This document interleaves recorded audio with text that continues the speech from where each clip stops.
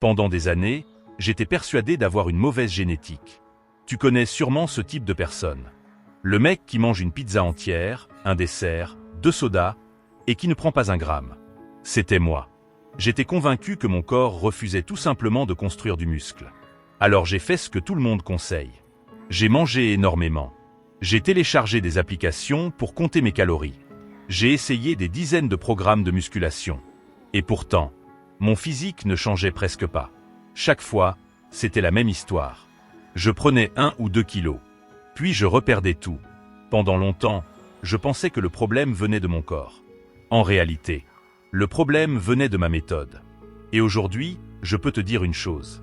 Si tu es naturellement maigre, il y a de fortes chances que tu sois en train de faire exactement les mêmes erreurs que moi. Et non, la solution n'est probablement pas de manger encore plus. Le premier déclic est arrivé quand j'ai arrêté de chercher la méthode parfaite. Parce que c'est ça le piège. On passe notre temps à optimiser. Quelle est la meilleure way? Quel est le meilleur programme?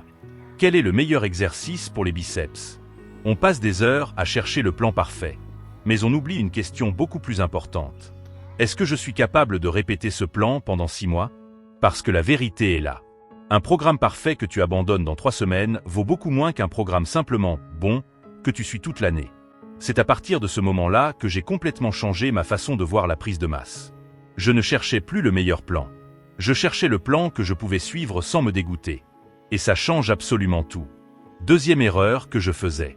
Je croyais que chaque séance devait être exceptionnelle. Tu connais sûrement cette sensation. Tu sors de la salle. Tu transpires. Tu n'arrives plus à lever les bras. Et tu te dis, ça y est, aujourd'hui j'ai bien travaillé. Sauf que, la progression ne fonctionne pas comme ça. Une bonne séance n'est pas une séance où tu souffres. C'est une séance où tu progresses. Même très légèrement. Une répétition de plus. 2 kilos de plus. Une meilleure exécution. C'est tout. Les énormes transformations physiques ne viennent presque jamais d'un effort gigantesque. Elles viennent de centaines de petites améliorations invisibles. Et c'est précisément pour cette raison que j'ai commencé à tout noter.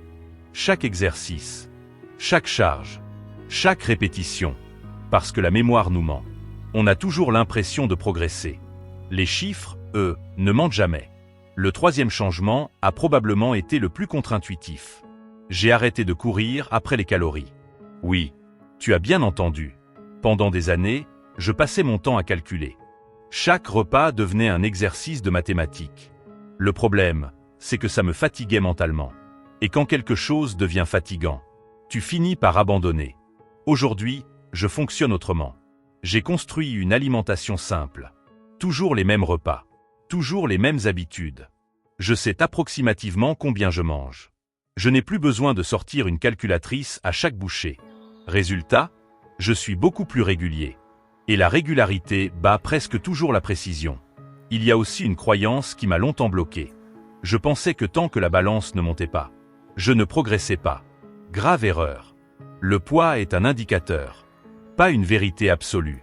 Il peut rester bloqué pendant 2 semaines. Pendant ce temps-là, tu dors mieux.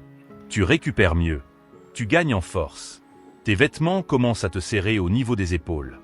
Ton dos devient plus épais. Tes bras commencent enfin à se remplir. Mais toi, tu regardes uniquement un chiffre. Et tu oublies tout le reste. Aujourd'hui, je regarde surtout mes performances. Parce que si mes performances montent régulièrement, mon physique finit toujours par suivre. Au final, la prise de masse m'a appris quelque chose qui dépasse largement la musculation.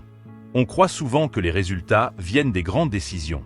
En réalité, ils viennent des habitudes les plus banales. Préparer son repas. Faire sa séance même quand on n'est pas motivé. Ajouter une répétition. Revenir le lendemain. Puis la semaine suivante. Puis le mois suivant. Ce n'est jamais spectaculaire. Mais c'est exactement comme ça qu'un physique se construit. Pas grâce à une motivation exceptionnelle. Grâce à une discipline suffisamment simple pour durer. Et c'est probablement la leçon la plus importante que j'aurais aimé comprendre beaucoup plus tôt. Si tu retiens une seule chose de cette vidéo, retiens celle-ci. Ne cherche pas la méthode parfaite. Cherche la méthode que tu seras encore capable d'appliquer dans 1 an. Parce que ce n'est pas l'intensité qui transforme un physique. C'est la constance. Si cette vidéo t'a aidé, pense à t'abonner, laisse un commentaire pour me dire où tu en es dans ta prise de masse, et on se retrouve très bientôt pour une prochaine vidéo.